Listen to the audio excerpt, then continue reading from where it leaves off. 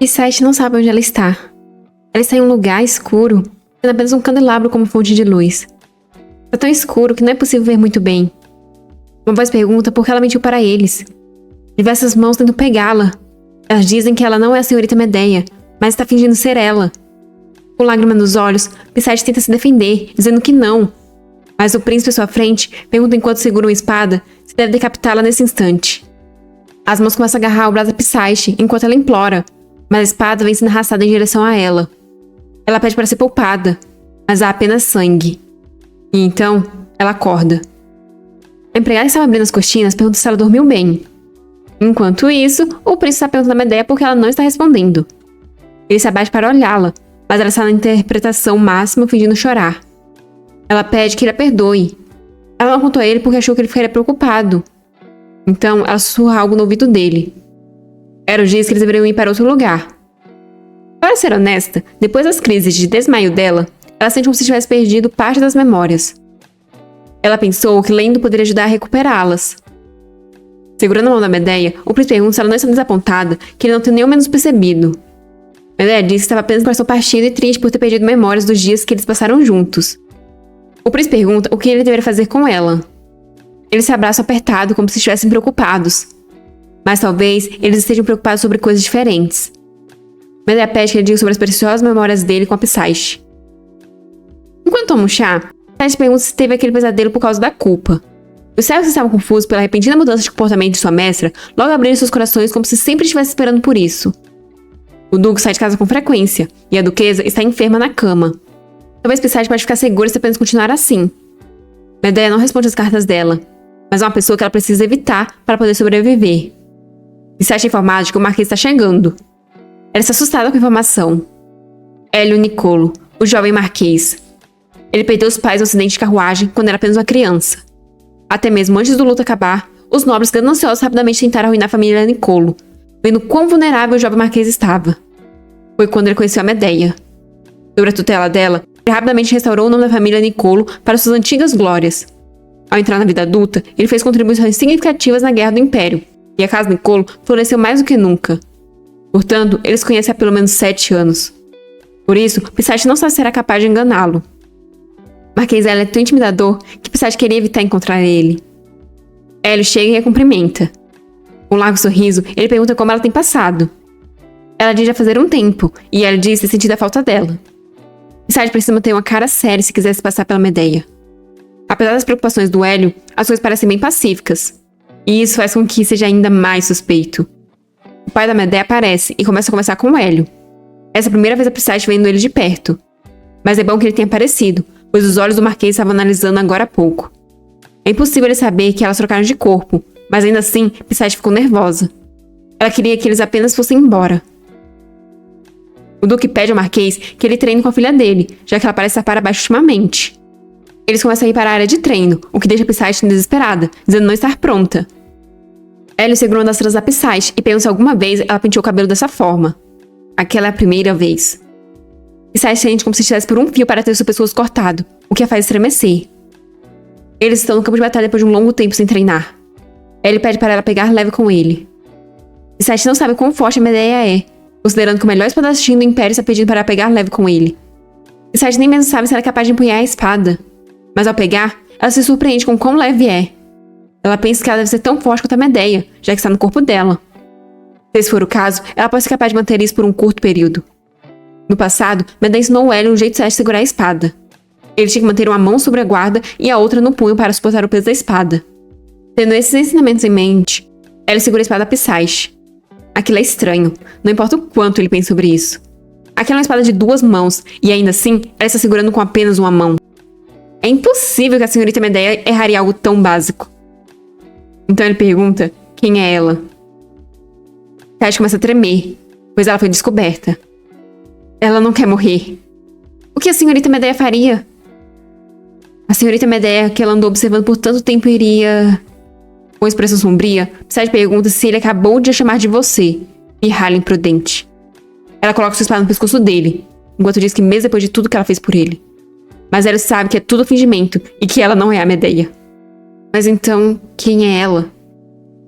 Se ele não estiver enganado... Sangue começa a escorrer. pois ele apertou a espada contra o seu pescoço, pedindo para ser punido por ter sido tão insolente. Então, ele pagará com o sangue. Rapidamente, Psyche joga a espada ensanguentada para longe. Ela diz que já chega, e os servos que recolhem as espadas comentam que nunca houve derramamento de sangue durante os treinos antes. Mas eles nunca vão saber o que aconteceu, já que estavam muito longe. Agora com o pescoço fechado, ela pede desculpas por ter feito uma cena. Psyche diz que está tudo bem, e que ele já pode ir. Mas antes de sair, ela diz que ela ainda terá que ir no banquete imperial dentro de uma semana, e pergunta se ele pode acompanhá-la. Psyche percebe que os olhos deles estão vermelhos, provavelmente porque ele deve estar contendo as lágrimas. Colocando a mão no rosto dele, ela diz que é claro, pois se não for o Hélio, quem mais seria? Só eu vi o erro que ela cometeu aqui. E assim ele vai embora, deixando para trás uma Psyche trêmula. Mais ou menos, ela conseguiu sair ilesa contra o Marquês Hélio. Ela não tinha percebido que era capaz de algo assim. Na verdade, isso não está certo. Isso só foi possível porque ela era a Medeia. Mas ainda assim, ela está feliz com isso. Enquanto isso, ela está chegando debaixo de chuva. O mordomo pergunta sobre como foi a visita dele, ao que Hélio responde que uma coisa engraçada aconteceu. A senhorita Medeia o chamou de Hélio. Bem, eu avisei. Ao que parece, ela nunca chamou assim desde a cerimônia de maioridade dele. Ela o chamava de Eli. Ele não sabe o que está acontecendo. Falta menos de uma semana para o aniversário do príncipe, e essa também vai ser a primeira aparição da Medeia com ele, desde que ele noivou com a Psyche. O banquete estará cheio de famílias influentes de dentro e fora do Império. Haverá música extravagante e um buffet, e o que era para ser a Psyche estará com o príncipe no centro de tudo. Medeia se despede da empregada com um sorriso, mas assim que ela sai, a expressão dela se fecha, pois é cansativo agradá-los. Talvez ela deva esperar com fingimento? Não, melhor ela esquecer essa ideia, já que tudo isso vai acabar quando ela se casar e se tornar a princesa herdeira. Agora ela está pronta. Já tem um corvo, limões e um pedaço de papel. O suco de limão pode ser usado como tinta invisível para esconder a escrita na carta. A mensagem na carta será revelada ser aquecida por uma chama. Mas a maioria das pessoas não faria isso. A essa altura, o Eli já deve ter percebido que ela não é a mesma de sempre. Mas de forma alguma, ele teria adivinhado que os corpos dela trocaram. Portanto, a carta que ela escreveu explicando tudo é de máxima importância.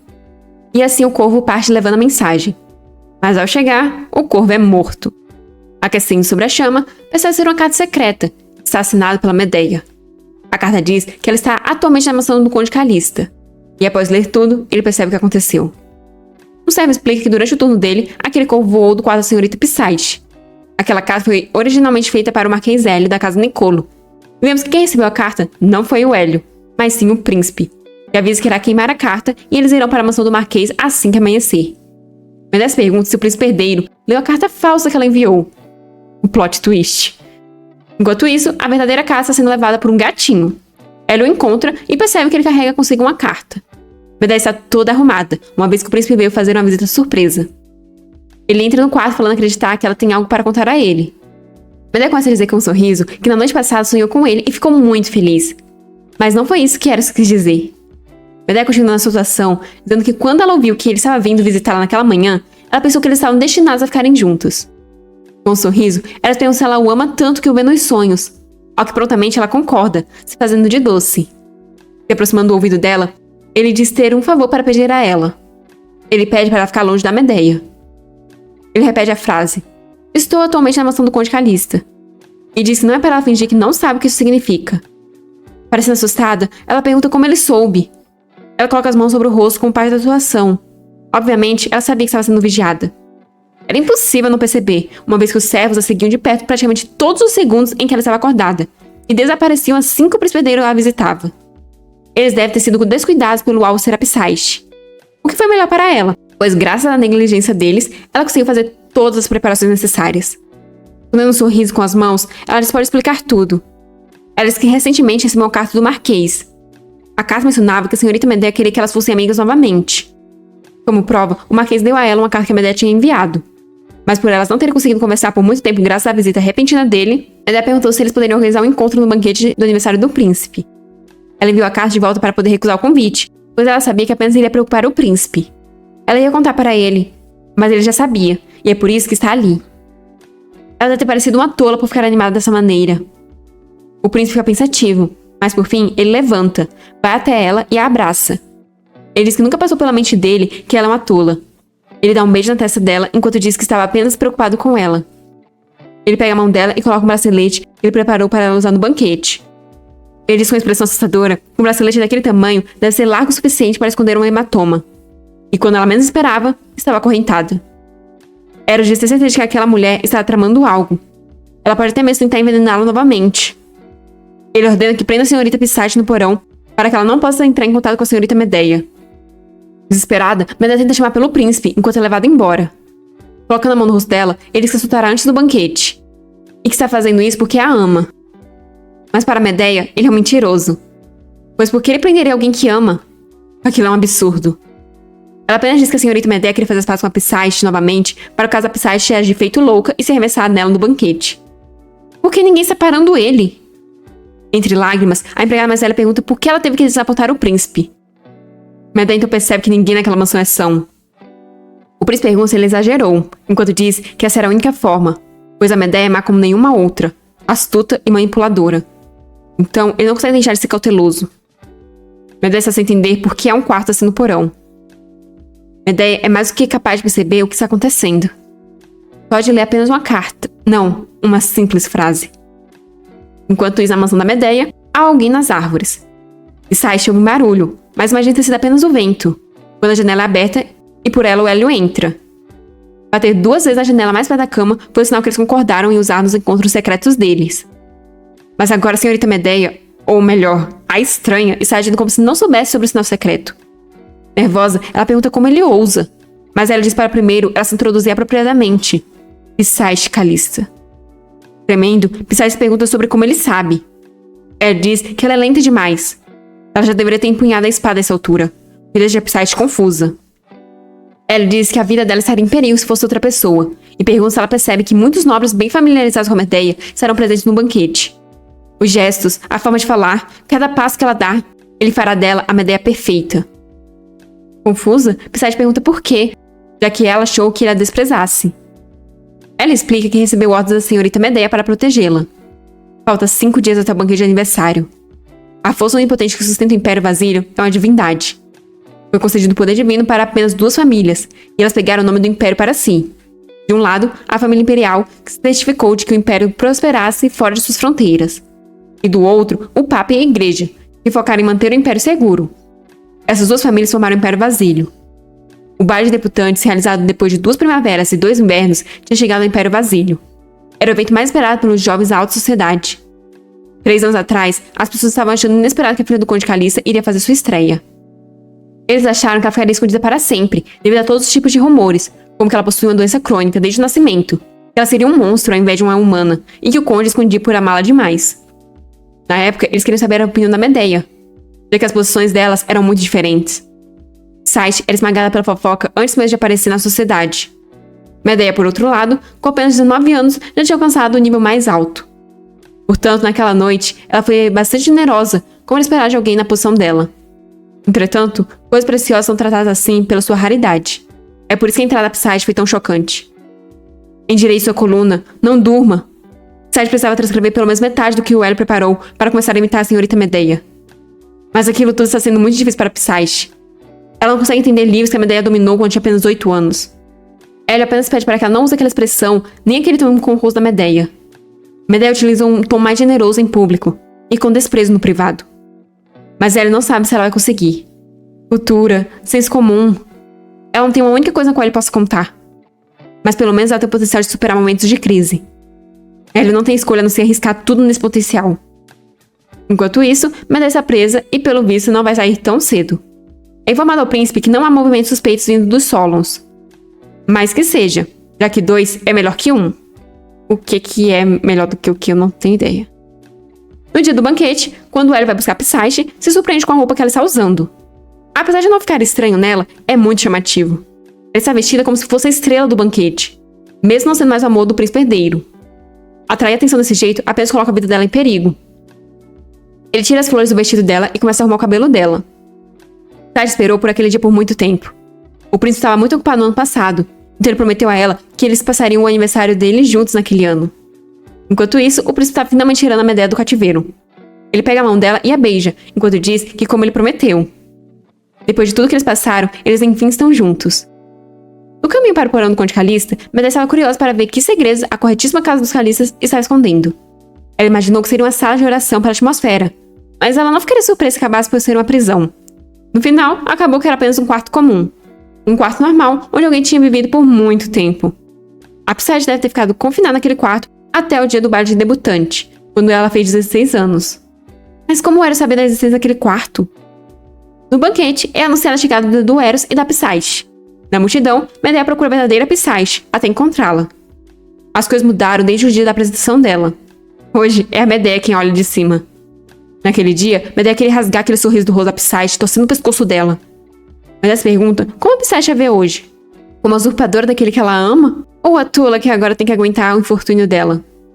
As pessoas começam a comentar quão adorável é aquele casal, e que eles realmente são o orgulho do Império Vasílio. Psyche não entende como ninguém percebe que não é ela, mas a Medeia. Ela que deveria estar ao lado do príncipe. Hélio entra na frente da Psyche, explicando que aquelas pessoas querem que ela escute. Eles estão apenas provocando a Medeia. Ele avisou sobre isso. A única coisa que eles podem fazer é assistir. Eros e Medeia começam a dançar. O príncipe acha estranho que ela ainda não tenha pisado no pé dele, mas ela diz que melhorou. Ele comenta que ela está deixando ele orgulhoso em seu aniversário. Medeia comenta que ele parece bastante contente. O príncipe diz que é porque ele estava pensando em como ele daria a ela o presente que ele preparou. Medeia disse que era o aniversário dele, não o dela. Mas o príncipe disse ter encontrado o propósito dele depois de conhecer ela. Então aquele é o dia que ele nasceu de novo por causa dela. E ainda assim, ele não reconhece a Psyche mesmo ela estando na frente dele. O príncipe está recebendo seus presentes. Até que informar que os convidados dele chegaram. O príncipe se levanta e diz a Psyche que ele irá se retirar momentaneamente para assuntos oficiais. E fazendo de doce, Medeia diz que estará esperando. Hélio a vê saindo sozinha. Ela olha para ele. Enquanto isso, a Psyche está procurando Hélio. Mas outra pessoa a chama. Uma garota de cabelo rosa diz ter procurado ela por toda parte. Pois ela ficou preocupada quando ouviu sobre o rumor. Uma outra garota aparece perguntando sobre o tal rumor. Com um sorriso provocador, a mulher de cabelo rosa comenta que todos estão falando que a Medeia enlouqueceu após perder o príncipe. Essa mulher é a caçula da casa Ceira. Ela é a mulher sobre a qual Hélio a alertou. Ela sempre quis cair nas graças da senhorita Medeia. Mas, quando a Medeia nem mesmo olhou para ela direcionou sua raiva para Psyche. Fazendo de boba, ela disse que estava apenas jogando chá fora, por estar frio, mas não viu a Psyche ali e acabou molhando ela. Depois, com seu sorriso provocador, perguntou por que a Psyche não pedia ajuda para Medeia. Mas a senhorita Ceira está se arrependendo de suas ações, já que ela nunca teria imaginado que a Psyche ganharia o concurso para ser a princesa. Ela é cega por poder, então não há dúvida de que ela vai querer se filiar com os Calistas. E para isso, ela tentará passar por cima da Medeia para cair nas graças da Psyche. Mas acabou sendo melhor assim, pois agora a Psyche pode testar se ela consegue enganar a todos. Na varanda, Medeia está pensando que achou que tudo terminaria como ela queria. No entanto, ela sente como se estivesse presa em um labirinto. A casa Calista parece estar profundamente conectada com o templo. Medeia é bem informada sobre todas as histórias das casas nobres, mas isso deve ser um segredo que apenas a família imperial tem acesso, já que ela nunca ouviu falar sobre. O templo e a família imperial têm sido rivais por anos. Apesar disso, ela escolheu a Psyche como sua futura esposa. É como se fosse um conto de fadas onde o amor supera todas as probabilidades. Mas isso não é possível. Algo está acontecendo. Há uma peça-chave para esse quebra-cabeça e ela está deixando escapar. Mas então ele aparece na árvore em frente a Medeia. Então ele desce na varanda. Medeia fica muito feliz e diz já fazer um bom tempo ali. Ela diz que ele está ficando magro. Ele reconhece o sorriso e esse tom de voz. Com certeza é a Medeia. Ele diz que ela o preocupou demais. E voltamos para a Psyche. Ela pergunta se ela enlouqueceu e pede para elas suporem que sim, já que seria mais conveniente para elas. Já que ela teria que ter enlouquecido para ignorar a insolência dela, ao invés de ter a cabeça dela entregue a ela em uma bandeja. A mulher de rosa logo fica assustada. A mulher que estava atrás comenta que a senhorita Ceira passou dos limites. Como ela ousa se comportar de tal maneira depois de ouvir tais rumores quando a senhorita Medeia está melhor do que nunca? A mulher de cabelo preto diz que avisou a de cabelo rosa para que ela se controlasse, mas ela não escutou. A de cabelo rosa se desespera e começa a perguntar o que elas estão dizendo, já que até alguns segundos atrás, todos estavam pedindo para ela checar se a Medeia realmente tinha enlouquecido. Parece que todos estavam ansiosos para comprovar se a senhorita Medeia realmente tinha enlouquecido, como os rumores diziam. O que iria acontecer se a Psyche não tivesse aguentado como fez hoje? Mas é estranho. A senhorita Ceira, um dia a Psyche tanto temeu, agora parece como um mero peão no tabuleiro de xadrez. Essa situação é controlável. Psyche pode fazer isso. Ela pode viver como a Medeia. Algumas pessoas começam a subir as escadas, enquanto perguntam onde está o príncipe. Ele estava conversando com a Psyche há instantes. Elas nunca pensaram que veriam o dia em que ele sorriria dessa forma. Ela se pergunta se eles já estarão casados no próximo ano. A verdadeira Psyche estava ali, apenas escutando tudo, se pergunta como ela pode ficar alegre. Se serve ela viver como uma Medeia? Ela começa a andar sem rumo, ignorando a todos, sua visão embaçando. Ela não quer viver menos presa nos outros. Não quer ter poder sobre a vida e a morte das pessoas. O que tem de bom nisso? A pessoa que ela queria proteger com esse poder, agora se foi. Ela já teve o suficiente. Ela deve estar perdendo a cabeça. Se isso for um sonho, ela pede a Deus para acordar antes que seja tarde demais. Ela quer voltar para o corpo dela. 1, 2, 3, 4, 5. Estão todos ali. Os cavaleiros que foram escolhidos à mão e treinados pela família imperial. Apesar daquela mulher ser fraca e apenas um deles já ser o suficiente para lidar com ela, o príncipe não gosta de deixar pontas soltas. Aquilo é uma ordem.